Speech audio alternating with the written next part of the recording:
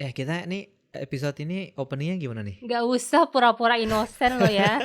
Lo berhutang permintaan maaf resmi ke gue dan segelintir orang lain yang mungkin termakan oleh teori halu lo.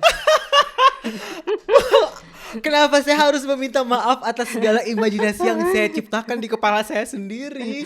Apa salah saya? Nggak ada. Orang saya cuma berimajinasi. Untung ngedrakor gak di-report ya gara-gara menyebarkan teori hoax mulu kerjanya. Alhamdulillahnya sih enggak ya. Untungnya masih banyak yang dengerin. Untungnya masih ada yang ikutan kuis. Iya. Jadi kalau misalkan yang dengerin episode Snowdrop minggu lalu dan pengen tahu siapa pemenang kuisnya, dengerin episode ini sampai habis karena kita akan umumin pemenangnya di episode ini.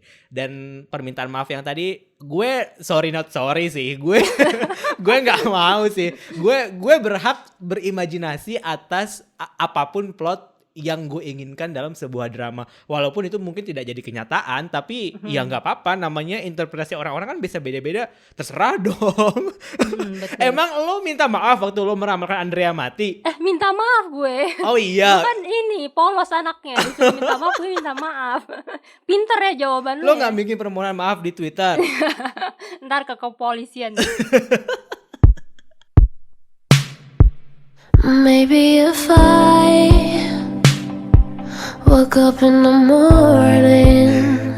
Tapi gimana nih setelah akhirnya 16 episode selesai, overall Our Beloved Summer menurut lo gimana nih drama ini? Jujur gue suka banget nih sama Our Beloved Summer episode awal-awal. Bahkan yang waktu setelah selesai nonton yang episode ke-6, gue sampai ngepost di IG story gue kayak ngasih tahu betapa gue sukanya sama series ini gitu. Gue bahkan waktu itu untuk yang 1-6 gue ngasih nilai 10/10 gitu. Oh wow. Cuman sesuka itu. Cuman begitu makin masuk ke belakang, terutama setelah yang episode belasan itu, gue kayak ngerasa kayaknya salah satu ketakutan gue bahwa tema seperti ini akan menjadi dragging dengan 16 episode kejadian gitu.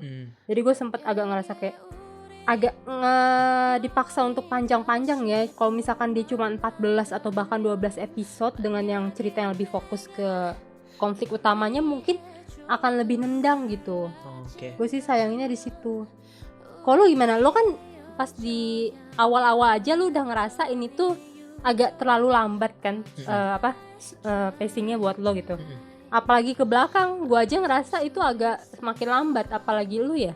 Apa lo ngerasa hal yang berbeda? Gue kebalikan sama lo sebenarnya. Mungkin ini ada beberapa faktor sih yang mempengaruhi ya. Karena awalnya kan gue bilang memang agak lambat dan gue memang tipe yang nggak terlalu suka dengan cerita yang slow burn atau terlalu banyak dragging gitu. Maksud gue anaknya Avengers banget gitu. Kayak gue baru kemarin tuh nonton ulang Avengers Infinity War sama Endgame, dan ketika gue nonton ulang gue lebih bisa mengapresiasi betapa bagusnya dua film ini gitu. Jadi lebih bisa kayak mendalami ceritanya gitu, dan pacingnya tuh cepet banget, dan itu yang membuat gue sangat enjoy nonton film-film superhero kayak gini gitu. Makanya ketika nonton film superhero yang lain mungkin gue akan selalu membandingkannya dengan Avengers. Tapi memang drama Korea bukan film superhero sih. Drama Korea ya, kalau gue lihat dari konteks Our Beloved Summer ini memang harus slow sih menurut gue.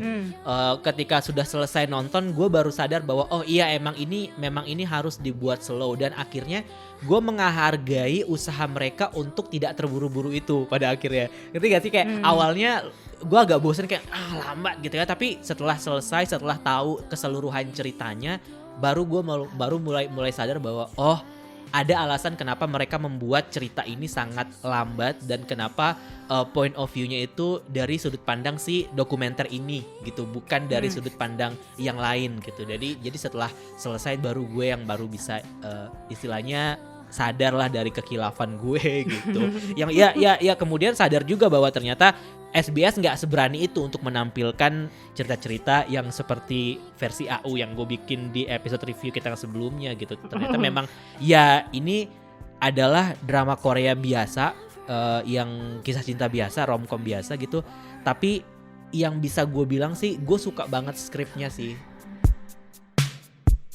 Setiap episode dibuat terinspirasi dari judul-judul film kan, dan itu buat orang-orang yang nonton filmnya mungkin kayak adalah feel kayak ada Easter egg-nya gitulah gitu ya, mikirnya kayak ada selipan yang lo bisa relate di hal yang lain. Kayak episode 1 kan I Know What You Did Last Summer, itu kan ada film horror juga judulnya I Know What You Did Last Summer. Terus ada di episode 15 kalau nggak salah judulnya Three Idiots, ya kan, ada film India juga judulnya Three Idiots. Terus ada Love Actually, terus ada Begin Again. Maksud gue kalau lo nonton film-film itu mungkin lo bisa kayak merasa ini seru gitu, ini sesuatu yang relate sama apa yang udah lo tonton sebelumnya gitu. Secara cerita memang nggak terlalu gimana-gimana banget sih, tapi karakternya sih menurut gue yang membuat Our Beloved Summer ini tuh jadi sesuatu yang gue suka karena nggak ada sih ya, mungkin ada sosok-sosok yang mungkin bisa lo benci gitu, tapi seperti halnya kehidupan kita manusia biasa gitu, balik lagi bahwa mereka melakukan itu dengan sebuah alasan dan mereka melakukan itu dengan pemikiran yang mungkin mereka pada saat itu pikir itu yang terbaik gitu. Ya ceritanya sangat manusiawi banget sih, masing-masing karakternya sangat dibuat real dan nggak ada yang terlalu di romantisasi berlebihan sih sebenarnya. Bahkan persahabatan Ji-ung sama Ung pun kalau nonton di drama Korea lain nih misalnya ya, yang kadang-kadang kan bromance-nya itu jadi sesuatu yang memang dijual gitu.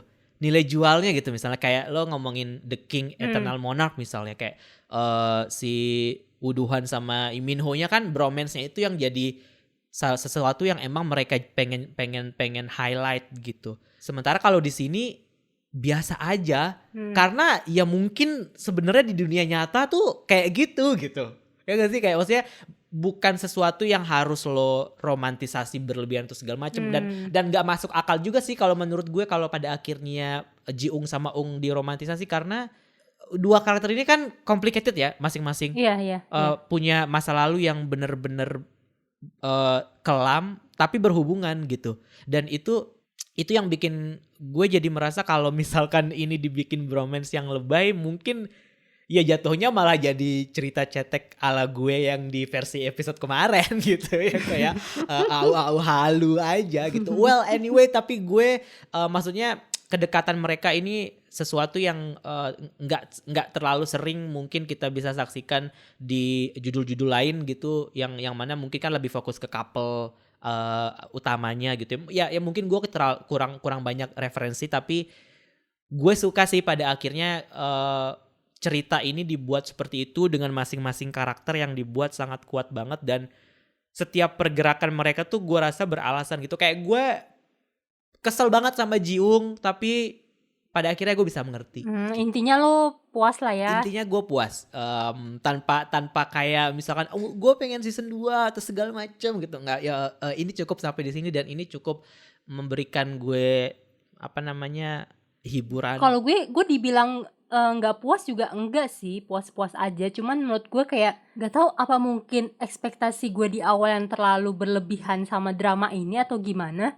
Gue ngerasa ada beberapa hal yang kayak ya kok jadi gini gitu. Gue kehilangan Our Beloved Summer yang di awal-awal itu justru di akhir-akhirnya. Entah kenapa gue ngerasanya kayak gitu sih. Apakah karena gue belum move on dari Snowdrop apa gimana? Gue kan jadi kebaca tweet lo kan yang bilang harusnya nih kita tuh diberi jeda gitu untuk bisa move on dari satu drama ke drama lain, cuman pekerjaan kita tidak memungkinkan untuk itu gitu kan. Lo bilang kayak gitu, kayak ya benar juga ya, karena kan gue sebenarnya gue berhenti nonton ini itu di episode tuh sekitar di episode 13 gitu kan. Karena kan ternyata kita harus duluin Snowdrop nih, jadi maksud gue biar pas gue nonton itu tuh feel-nya tuh masih kerasa gitu pas kita rekaman. Jadi gue kayak ya udah pending dulu nih episode sisanya, gue selesaiin Snowdrop dulu baru gue balik lagi ke sini. Nah, sayangnya Snowdrop ini ternyata berkesan menimbulkan gagal move on yang sangat besar gitu. Gue lanjut nonton ini, cuman kayak di sisi lain jiwa gue sebelah masih kayak ke pasangan si Haesoo ini. Haesoo? Oh, Jong Hae-in sama Jisoo. Iya, disingkatnya Haesoo. Oh gitu. Oh iya ya, kok gue gak tahu. Jadi agak Snowdrop mengalihkan ini lo ya, berarti mungkin mengalihkan itu ada fokus salah lo. satu. Cuman gue berhasil menemukan alasan lain sih. Apa? Gue gak bisa nyebut di sini karena gue harus memaparkan Oh iya. spoiler nanti. Jadi gimana nih, kita udah mau masuk ke spoiler atau gimana? Masuk aja, gue udah gak tahan. Oke, roll spoiler alert. Wait. Sebelum lanjut ke bagian spoiler, gue mau ngumumin pemenang kuis Snowdrop episode minggu lalu. Nah, terima kasih buat Disney Plus Hotstar karena sudah berkolaborasi dengan Detikcom dan podcast Ngedrakor untuk kuis ini. Oke, ini dia pemenangnya. Selamat buat @read.nr, itu yang pertama. Yang kedua ada @adindamntr. Yang kedua ada @adindamntr. Yang ketiga ada Inggitieyo, @Inggitieyo. Kalian berhak mendapatkan bingkisan dari Snowdrop dan Disney Plus Hotstar. Tunggu DM dari podcast Ngedrakor karena kami butuh konfirmasi data diri kamu buat pengiriman hadiah. Dan buat temen Ngedrakor yang penasaran dengan jawaban para pemenang, bisa lihat jawabannya di Instagram @podcastngedrakor. Buat yang udah ikutan kuis dan belum beruntung, good luck buat kuis selanjutnya. Oke, kita kembali ke episode Our Beloved Summer Part 2. Oke, jadi kenapa? Alasannya itu kenapa? Gue akan cuap-cuap banyak nih. Ini kan salah satu daya tarik utama Our Beloved Summer ini selain membuat kita merasa nostalgic dengan cinta-cinta SMA-nya mereka itu kan, mereka ini kan kayak ya cerita cinta yang tadinya udah putus, musuhan, terus gimana caranya mereka bakal ketemu lagi tuh, bakal balik lagi apa enggak gitu. Nah, menurut gue di situ main utamanya yang gue cari sih. Makanya begitu pas di episode 12 mereka udah pacaran, udah menyatu, udah cipika-cipiki. Enggak cuma cipika-cipiki ngomong, cuman aja terus. Kalau penuh kedengkian gitu sih ngomong. Iya kan, intinya ya mereka udah menemukan jalan tengah gitu untuk hubungan mereka. Terus kayak di situ masih episode 13, 14, 15, 16 masih sisa episode itu tuh apalagi gitu yang ditunggu, kayak kesannya tuh jadi kayak melebar. Apakah gue sempat kepikiran apakah emang sengaja dibuat balik dulu untuk habis itu mereka akan dibuat berpisah untuk untuk kebaikan gitu. Maksudnya kali ini berpisahnya untuk hal yang dewasa gitu, bukan berpisah untuk hal-hal yang kekanakan atau gitu gimana. ya. Tapi ternyata enggak kan, kayak gue ngerasa justru di sekitar episode 13-14 itu di saat cerita utamanya antara Yeonsu sama si Cheung ini udah gak sekuat di awal-awal, mereka malah lebih kepecah ke cerita-cerita karakter sampingannya gitu loh. Kayak yang cerita temannya si siapa namanya, Yeonsu lah segala macam. Gue kayak ngerasa gue suka sih sama karakter mereka, cuman menurut gue untuk genre drama seperti ini yang pacingnya udah slow, terus yang gak ada konflik besar yang bener-bener dinanti gitu, terus gak ada antagonis pula, keberadaan karakter-karakter sampingan lainnya itu kalau misalkan diberi porsi terlalu banyak tuh jadi kayak bikin pecah fokus aja gitu. Oh gitu. Apalagi di saat mereka berdua udah jadian kan, jadi kayak apalagi nih yang harus gue nanti gitu. Terus kalau misalkan di episode awal-awal itu kan masih dipenuhi ketidakpastian kan, kayak hubungan mereka bakal kayak gimana nih, bikin was-was gitu. Kayak gue sampai sempat mikir ini kayaknya bakal sad end nih, ini kayaknya bukan romcom nih, kayaknya melodrama gitu, sampai segitunya gitu. Cuman makin ke belakang makin berasa lebih ketebak aja sih. Terus kayak yang gue sayangkan malah diselipin konflik yang rada-rada klise gitu. Yang mana tuh? Malam terakhir pamerannya si Cheung. Oh iya. Kan udah janjian tuh kan, kayak iya aku pasti akan datang. Terus tahu-tahu Yeonsu, neneknya sakit nih, terus jadi gagal memenuhi janji. Bukan cuman gara-gara sih, maksud gue kayak hello, ini tahun berapa gitu kan, kayak HP tuh udah dalam genggaman, kayak apa salahnya sih langsung ngubungin bentar gitu sambil di jalan atau begitu nyampe rumah sakit. Kayak harus banget gitu menggantung si Cheung ya, padahal waktu itu neneknya juga udah sadar kan. Kayak harus banget si siapa namanya, Cheungnya bener-bener harus sampai pulang ke rumah dulu dan Yeonsu masih diem aja gitu di situ, nggak ngabar. Gue nggak tahu deh apakah dia sempat ngabarin apa gimana, tapi kayaknya enggak deh, dia cuma nangis depan rumahnya Cheung aja kan. Iya, dia tiba-tiba udah di depan rumah aja gitu. Iya, untung Cheungnya udah dewasa. Coba kalau misalkan dia masih kayak dulu, kayak yang ngambek kayak kenapa kamu nggak ngabarin aku gitu. Iya. Aduh, klise banget. Setuju sih gitu sama lo, kayak itu kayak agak diada-adain aja sih sebenarnya gitu.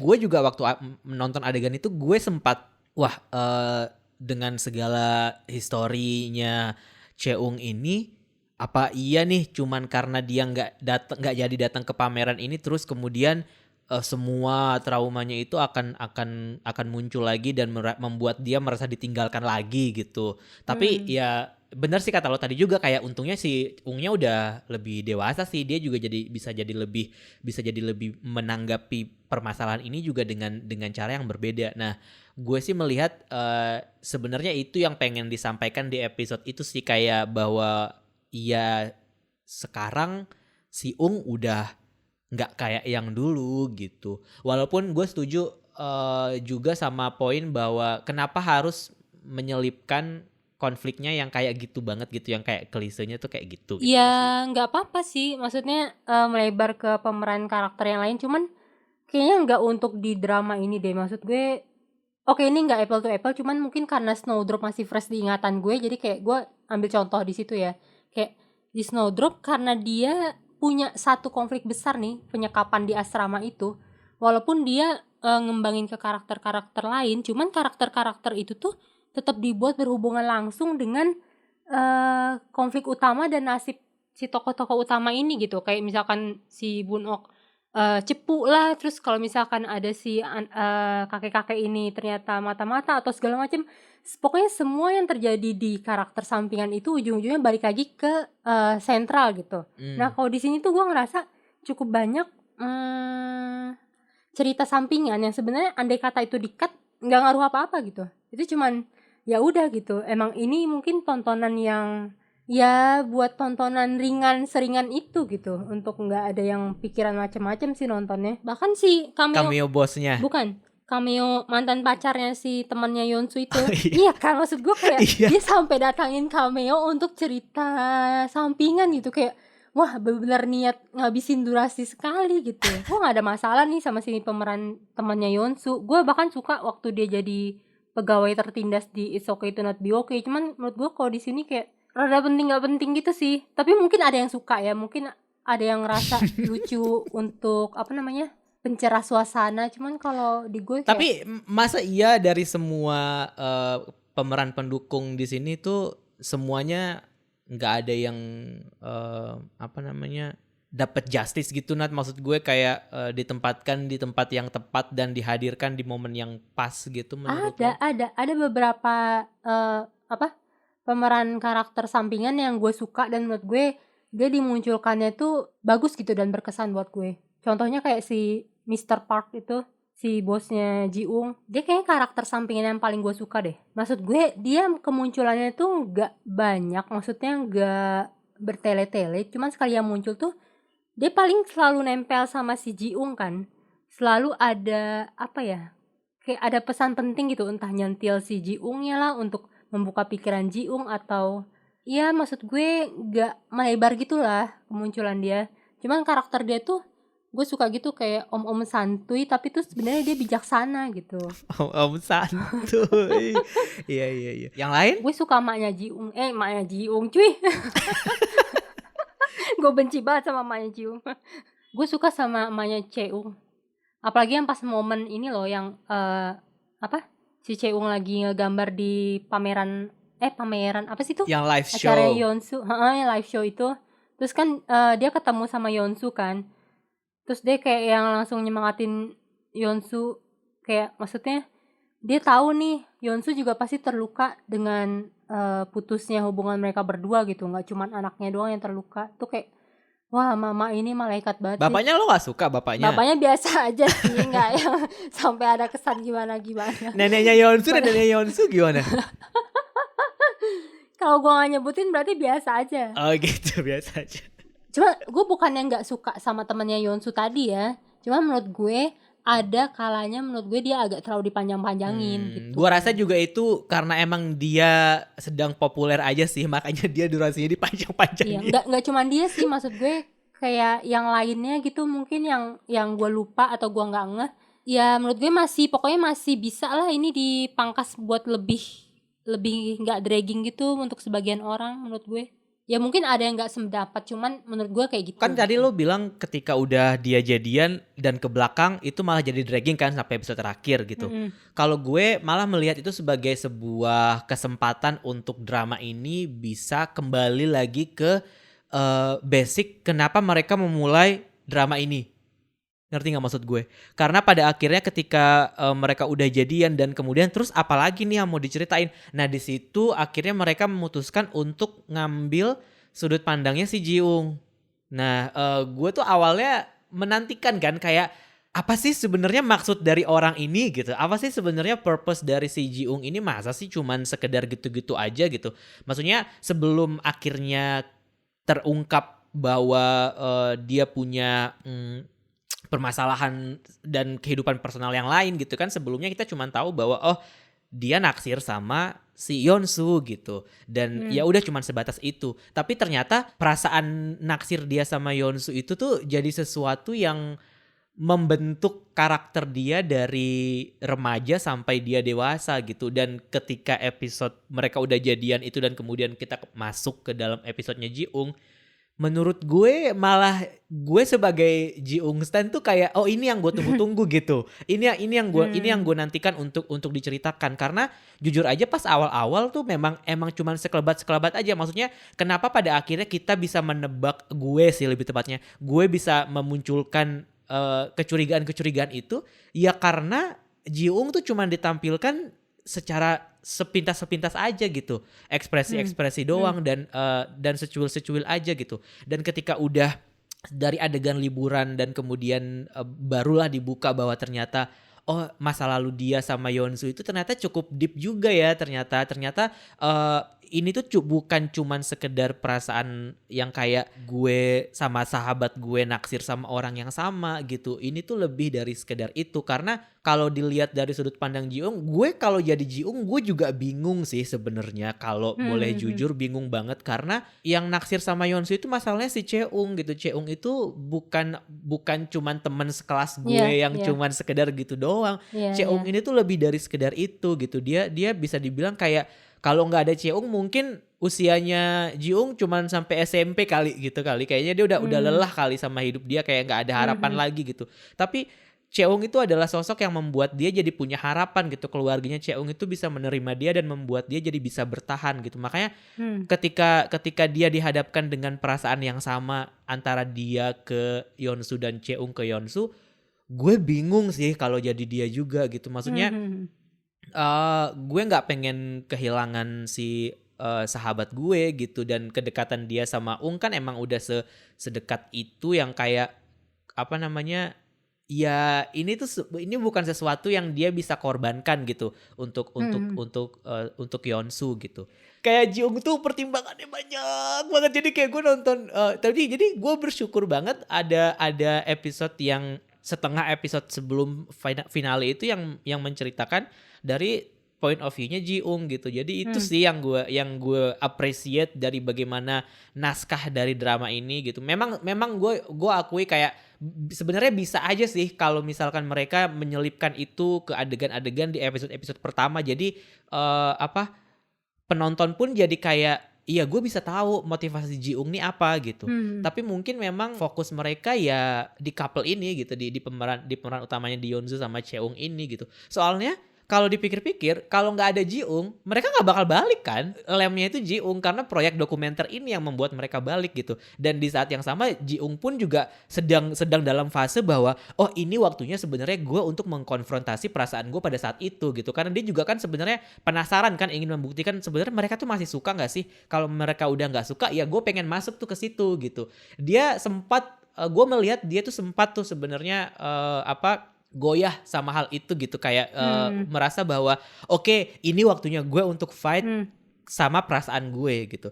Cuman lagi-lagi dia dihadapkan dengan kita diperlihatkan juga bahwa ya kamera tuh nggak bisa bohong gitu, dan dia pun semakin berkontemplasi bahwa apa yang gue harapkan dari Yeonsu ketika gue ngerekam dia, yang dia lihat tuh cuman Cheung, yang cara dia memperhatikan Cheung tuh beda banget sama cara dia memperhatikan orang lain gitu. Jadi oke, kayak aduh lu kasihan banget sih gitu, maksud gue kayak sedih. Gue jadi dia tuh beneran besok pagi langsung ke dokter sih gue. Kayak gue nggak bisa sih, kayak nggak bisa, maksudnya terlalu berat. Iya, berat banget, dan terlalu banyak hal yang harus dia proses gitu. Kayak gue merasa keputusan dia untuk setuju menggarap dokumenter ini pun sebenarnya adalah keputusan yang akan dia sesali gitu loh, tapi dia sendiri pada akhirnya udah terjepit dengan tekanan dari atasan atau juga tekanan dari senior dia di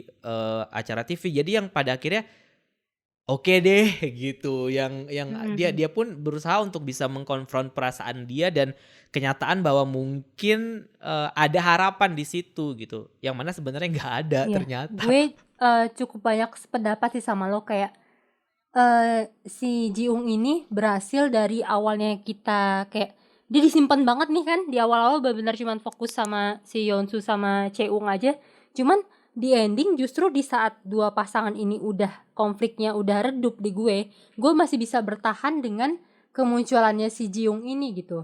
Mungkin agak kebalikan sama lo, justru gue salut banget sama dia yang berusaha sebegitunya nekan perasaan dia gitu loh. Kayak menurut gue dengan dia tidak ngoyo untuk mencoba atau untuk dalam tanda kutip menikung gebetannya si sahabat dekatnya ini, menurut gue kayak dia wah jarang-jarang sih second lead kayak gini sih. Kayak bener Ji-ung itu apa ya, antara salut dan kasihan sih gue sama dia. Kayak menurut gue nih ya, dibandingkan gue jadi membandingkan penderitaan orang nih.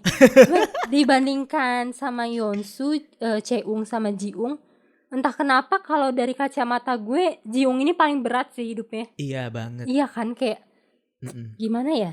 Oke, si siapa namanya? Cheung, dia pernah ditinggal bokapnya waktu kecil. Cuman dia masih punya support system, si orang tua angkatnya itu yang sangat-sangat ini banget kan, baik luar biasa kan. Dia juga punya sahabat, dia juga kayak ya dia masih punya pegangan gitulah. Terus si siapa namanya? Yeonsu juga dengan kayak gitu setidaknya dia masih punya neneknya, dia masih punya sahabatnya, dan dia juga masih punya yang seniornya itu, walaupun dia baru menyadari itu belakangan kan, kayak ternyata gue nggak sendirian selama ini gitu.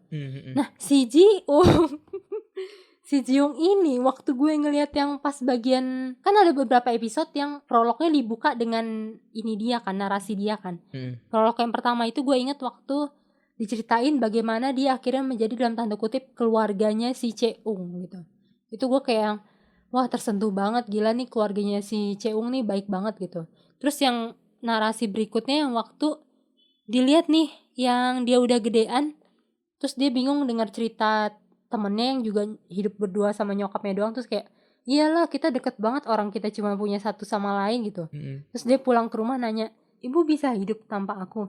Terus ibunya langsung ngomong apa sih tuh, terlalu kejam untuk gue inget. Pokoknya di situ gue bilang kayak gara-gara justru karena ada lo gue jadi pokoknya hidup gara-gara lo deh gitu hidup kan. Gue jadi sengsara gitu. Iya tuh kayak terus si Ji-ungnya cuman oh oke gitu. Terus kayak ya ampun astaga Ji-ung kasihan banget parah. Iya. Makanya pas nyokapnya kembali terus dia bilang maksudnya nyokapnya sadar lah ya dari kekilafannya dia gitu. Terus dia mengkonfront anaknya dengan bilang kayak rekam gue karena gue udah mau mati. Terus gue beneran kayak Ji-ung kayak wah gimana ekspresi gue ketika punya nyokap, dia gak peduli sama gue, dia ninggalin gue, dia pergi dan pulang semaunya. Terus tiba-tiba datang kayak gitu. Ya bener, maksudnya Kim Sung Chul tuh membawakan karakter Ji-ung tuh dengan sangat pas gitu ketika dia ngomong sama seniornya juga kan, yang bilang kayak ya terus gue harus gimana, gue harus bereaksi seperti apa gitu. Iya exactly bener gitu, kayak gimana coba lu bisa bereaksi kayak gitu. Dan maksudnya ada alasan kenapa akhirnya memang si Kim Sung Chul ini yang dipilih buat memerankan Ji-ung gitu. Soalnya Iya dari awal dia flat aja gitu mukanya kayak gue nggak tahu dia lagi happy, gue nggak tahu dia lagi sedih, gue nggak tahu dia lagi perasaan itu seperti apa gitu. Tapi ketika dia ketemu sama Yeonsu atau ketika dia lagi sama Cheran gitu misalnya, kelihatan maksudnya bahwa dia berada di sekitar orang-orang yang nyaman gitu. Bahkan ketika dia lagi sama Ung pun tuh nggak banyak loh dia yang kayak bisa lepas, yang kayak perasaan gue kalau setiap kali ngelihat dia lagi sama Ung tuh kayak dua orang yang sebenarnya menyimpan rahasia gitu ya, kayak yang menyimpan rahasia yang kayak sama-sama gue pengen bilang tapi gue takut, jadinya ya udah jadi ada kecanggungan di antara mereka gitu. Gue nggak tahu ini kapan gue mulai sadar ini ya, tapi di episode terakhir kan banyak banget adegan mereka bareng yang siapa sakit tiba-tiba ada si Ung, si Jiung sakit tiba-tiba ada Cheung gitu kan, kayak sering banget mereka berdua dan di situ kita dikasih lihat mereka tuh saling perhatian satu sama lain, tapi ada kecanggungan yang mereka sendiri belum bisa untuk selesaikan gitu. Dan ternyata ya memang ketahuan bahwa ternyata kecanggungan itu ya perasaannya Jiung ke Yeonsu, yang mana sebenarnya mungkin Cheung juga udah tahu gitu, karena kayak gue rasa Cheung ini tahu semuanya sih, cuman ya dia diam-diam aja gitu, kayak ya udah. Iya, dia pura-pura nggak interest iya, aja. dia karena emang dari awal karakter dia memang kayak dia kan bilang kayak gue nggak pengen banyak mikir, gue pengen hidup tidur di bawah sinar matahari yang kayak gitu kan. Jadi memang kayak tipe yang nggak mau ambil pusing gitu. Iya benar, nggak mau ambil pusing gitu. Sementara yang satunya lagi kayak merasa berutang budi banget sama si anak yang tidak mau ambil pusing ini. Jadi gak tahu, gue nggak pengen bilang kalau gue pernah merasakan kondisi itu, tapi kayak permasalahan mereka berdua ini sangat familiar buat gue gitu loh, kayak I've been there done that gitu, kayak gue pernah somehow ada di posisi itu gitu. Jadi gue tuh kayak ketika ngelihat Jiung kayak ya gue ngerti Jiung, lo tidak bisa melakukan itu karena ada alasannya gitu. Tapi di sisi lain juga gue gemes gitu, karena gue sekarang anaknya, kalau lo merasa itu benar buat lo, apapun risikonya ya harus lo coba buat ambil gitu, harus lo coba buat melakukannya gitu. Maksud gue dalam konteks real life ya, gue prinsipnya tuh kayak gitu. Jadi terserah mau pendapat orang seperti apa atau terserah outcome-nya akan seperti apa, tapi if you feel right for you, if you feel that thing right for you gitu, ya lo kejar aja, lo coba aja, lo raih aja gitu.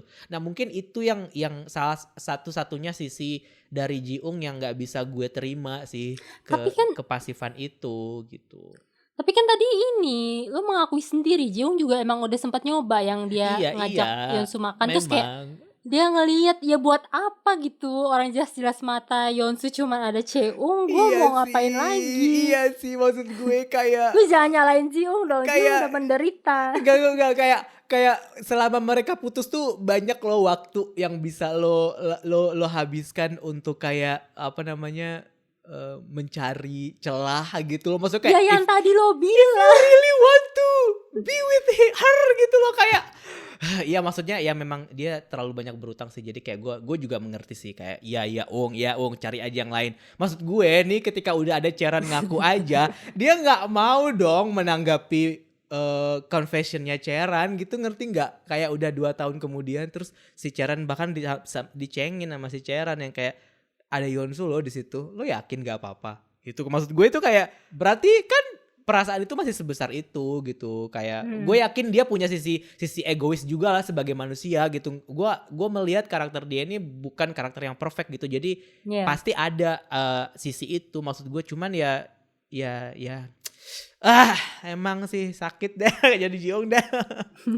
Ya pokoknya kalau gue pribadi di Jiung gak ada yang gue salah-salahin, kayak gue udah mengerti semua yang dia bahkan yang waktu yang dia yang akhirnya dia setuju buat dokumenter terus dianuin sama si Pak Park itu. Iya. Terus dia dengan polosnya cerita pengalaman makan topoki tiap hari Sabtu, yang bahkan muka emaknya aja tuh asem banget di situ, kayak ya Allah sedih banget nih anak. Kalau menurut gue adegan itu gue malah justru jadi nggak setuju sebenarnya sama adegan itu sih, karena nggak tahu kenapa ya, kayak maksa dia memaafkan gitu. Iya bener kayak maksa dia maksudnya memang kita ya gimana ya, ini tuh masalahnya sensitif sih. Maksud gue permasalahan antara ibu dan anak gitu, dan kayak kita tahu gimana kehilangannya Ji-ung terhadap sosok ibu gitu, dan gue nggak bisa menerima itu. Iya, Bener-bener gue nggak bisa menerima itu karena kayak usia dia 29 tahun. Selama 29 tahun itu kondisi emosi dia nggak stabil gara-gara orang tuanya nggak ada, dan dia cuma punya satu orang tua, dan satu orang tuanya ini ya sibuk sendiri gitu, maksudnya tidak bertanggung jawab gitu. Jadi gue nggak bisa memaksa Ji-ung untuk bisa memaafkan ibunya juga sebenarnya. Makanya gue nggak terlalu suka bagian itu di ending karena harusnya 29 tahun loh ini dia gitu, berkutat dengan emosi dia sendiri gitu, dengan semua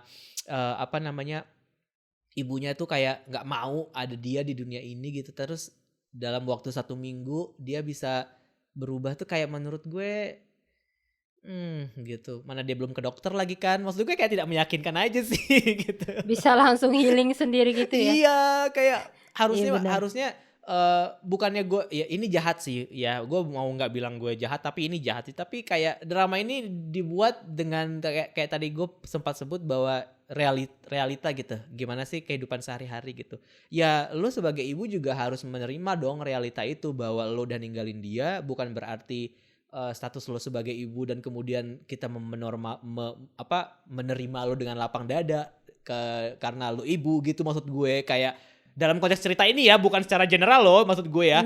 Ji-ung doang nih sama ibunya nih yang gue keselin gitu.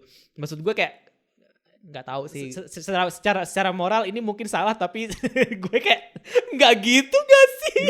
Hidup tuh nggak segampang itu gak sih gitu. Iya, mungkin si penulisnya takut dihujat masa nih, kayak Ji-ung udah nggak dapet Yeonsu, terus dia juga nggak dibikin punya penyelesaian gitu dengan konflik luka dengan ibunya ini. Cuman menurut gue kayak ya kalau lo mau buat ujung-ujungnya Ji-ung ini dalam tanda kutip baikan sama ibunya jangan dibuat terlalu sejahat itu gitu. Oke, cukup cuman kayak nggak peduli yang kayak pulang pergi terus pulang-pulang cuma minum alkohol tidur. Nggak usah sampai nyebutin kata-kata yang membekas banget itu loh, yang kayak kamu yang membuat hidupku hancur, yang kayak itu tuh kayak menurutku kayak terlalu kelewatan sih. Iya makanya kayak itu yang dibikin gue nggak bisa maafin banget ibunya tuh di situ gitu. Iya. Kayak nggak ini, aduh sayang banget sih, kayak harusnya Ji-ung dikasih sesuatu yang healing yang sebenarnya gitu loh. Maksud gue bukan permohonan maaf yang dia sendiri terlalu cepat untuk dia proses gitu. Maksudnya kayak nggak bisa sih, gue nggak bisa menerima itu sih. Dan gue nggak bisa menerima fakta bahwa Chaeran tuh di drama ini beneran kayak underappreciated banget. Tau gak sih, gue kesel banget kayak di antara semua side karakter kenapa mereka tuh nggak berusaha untuk menjadikan Chaeran tuh seseorang yang lebih berperan penting dalam kehidupan Ji-ung gitu loh, yang kayak memberikan comfort kayak atau apa kayak gitu, yang kayak kenapa baru sampai episode terakhir dia baru dikasih lihat dia berani untuk mengutarakan perasaannya kayak gitu. Kayak iya, sayang banget. Sayang sih gue, padahal maksudnya kita tuh bisa gitu loh diberikan bunga-bunga lah gitu dari si Chaeran dengan Ji-ung gitu, walaupun mungkin di episode awal perhatiannya Ji-ung tuh masih ke Yeonsu gitu, tapi ya ada perhatian itu ada, dan itu cukup menggemaskan sih, yang kayak perhatian kecil. Cuman ya nggak tahu sih, agak kurang aja sih menurut gue, dan gue merasa kayak underappreciated banget sih dia. Kayak Ji-ung, maksudnya Ji-ung tuh juga gitu. Ji-ung tuh kayak orangnya take it for granted banget gitu. Semua orang baik sama dia, terus kayak ya udah gitu. Kayak ya, tapi nggak apa sih, gue sayang Ji-ung. makanya prinsip gue, lo harus bahagia gitu. Tapi masalahnya ya gitu deh. Gak cuma Chaeran sih, menurut gue desain karakternya NJ juga agak kurang sih, kayak maksa diadain aja gitu. Kayak selain diantara yang 3 utama ini, kayaknya yang lain tuh bener-bener ya udah gitu, dibikin ada aja cukup sama penulisnya. Kayak pemanis yang buat nambah-nambahin cerita gitu ya. Ya literally side character sih. Iya sih. Tapi NJ cukup menarik sih buat gue. Karakter ini punya lebih banyak layer yang lebih bisa digali gitu. Iya. Karena background idol itu menarik kan, kayak di statement dia terakhir yang waktu dia mau dibikinin dokumenter yang dia bilang kayak ya gue nggak punya teman, gimana gue mau temenan, orang temennya sama selebriti semuanya juga sibuk gitu kan, ujung-ujungnya gue malas nyoba gitu. Gue pengen tahu lebih banyak sih sebenarnya soal itu gitu, kayak gimana pembentukan karakter dia sampai akhirnya dia bisa jadi seperti sekarang ini gitu, karena kan sebelumnya dikasih taunya ya cuman dia seleb, terus dia sering dapat komentar negatif dan segala macam gitu-gitu doang kan, dan penggambaran selebnya itu juga sangat general banget sih pada saat itu. Dan ketika masuk ke yang bagian dia mau dibikinin dokumenter dan ternyata dia kesepian, itu kayak sebenarnya semua karakter di sini kesepian sih ininya intinya gitu di Our Beloved Summer ini gitu. Cuman sayang banget aja kalau si NJ itu beneran cuman jadi kayak dia sebenarnya bisa nih menemukan sedikit harapan hidup dari pertemanan dia sama Cheung, tapi drama ini membuat dia ya udah cuman sebagai sosok di televisi yang kita lihat di ceritanya Cheung, iklan aja gitu di antara Cheung sama Yeonsu gitu. Padahal dia cukup berbesar hati kan anaknya. Kayak dia dewasa lah gitu, nggak yang menye-menye gitu loh, maksudnya kayak dia tahu dia suka sama Cheung, tapi dia juga tahu Cheung suka sama Yeonsu, dan dia juga bilang kayak gue nggak mau jadi penghalang di antara lu berdua gitu. Tapi bukan berarti gue bisa menghilangkan perasaan gue gitu kan. Iya, dia bukan tipe pelakor yang akan lo sebelin gitu, karena dia punya punya prinsip lah. Iya makanya itu jadi kayak karakter dia sebenarnya bagus si NJ ini, cuman ya itu tadi kayak penampilan dia ketika sepanjang season ini tuh bener kata lo kayak cuman iklan doang, cuman sekedar doang sih. Iya sih, di satu sisi gue ngerasa kayak karakter sampingannya lain tuh yang kayak kurang kurang deep gitu. Cuman di sisi lain gue juga ngerasa ada konflik-konflik yang kurang penting yang melebar gitu. Gue jadi kayak harusnya gimana sih? Kenapa gue jadi ngerasa nggak puas gitu? Apa sih yang sebenarnya bikin gue nggak puas? Gitu. Makanya gue sempat lihat komen orang kan, kayak ada nggak sih orang yang nggak puas juga selain gue? Ternyata ada beberapa dan beberapa poin. Oh iya benar, itu juga yang gue rasain gitu. Apa tuh? Yang kayak gimana? Yang kayak tadi lo bilang? Ya, yang tadi gue bilang. Terus ada juga kayak kita dari awal nih udah dibangun banget kan konfliknya soal si Cheung sama Yeonsu ini, soal gimana mereka tuh sebenarnya punya luka batin masing-masing yang belum selesai, dan mereka tuh ngebawa itu ke hubungan mereka, tapi mereka nggak ngekomunikasiin itu kan. Ujung-ujungnya mereka jadi kayak saling berprasangka sendiri nih, kayak Cheung ngerasa Yeonsu gini, terus Yeonsu juga ngerasa mending gue tinggalin dia aja atau segala macam gitu. Bahkan sampai terakhir waktu Cheung nanya, sebenarnya kenapa sih waktu itu kamu mutusin aku? Yeonsu tetap nggak jawab kan sampai akhir kan. Gue sayangin itu banget sih, maksud gue butuh mereka untuk menyelesaikan itu heart to heart gitu. Gue kira gue bakal dapet scene yang scene yang membanggongkan itu loh, yang kayak penuh dengan kata-kata yang wow gitu. Tapi ternyata kayak ya udah, cuma selesainya ya udah, aku anggap itu sudah selesai aja gitu. Kayaknya dalam hati si Cheung itu habis ngomong sama si neneknya Yeonsu. Menurut gue kayak pada akhirnya Yeonsu tetap dibuat untuk tidak berani mengakui bukan kelemahan sih, apa sih istilahnya, pokoknya sifat rendah dirinya itulah. Jadi dia tidak ditunjukkan, tidak ditampilkan, dia tidak mau terlihat sangat vulnerable di depan Cheung gitu ya, kayak tetap. Iya, pada akhirnya begitu kan. Dia cuman sekedar ya udah, gue berubah menjadi Yeonsu yang lebih lebih mau dimanja, lebih mau menerima kasih sayang Cheung. Cuman dia nggak pernah benar-benar mengeluarkan semuanya gitu loh. Dan gue juga sempat jadi kayak agak mikir, nih 2 orang 5 tahun, yang satu nggak tahu kalau ini anak angkat, yang satu lagi nggak tahu kalau dia lagi secara finansial kesulitan. Kayak bener-bener lu 5 tahun hahaha doang berdua ya, bener-bener syuting dokumenter. Iya, terus yang gue paling sebel di episode 16 itu sih, kayak gue sangat menyayangkan drama yang episode awalnya tuh udah bagus nih, cuman episode endingnya tuh kurang nendang gitu. Kayak di episode 16 ini, yang waktu tiba-tiba si Cheung kan habis bikin pameran itu, dia ini kan dapat kritik kan. Iya. Kalau kita juga cuman dilihat dia dapat 1 kritik aja kan dari kritikus siapalah, entah siapa itu. Terus kayak gara-gara 1 kritik itu dia kayak ketampar, terus langsung mau keluar negeri gitu. Iya sih. Wow gitu.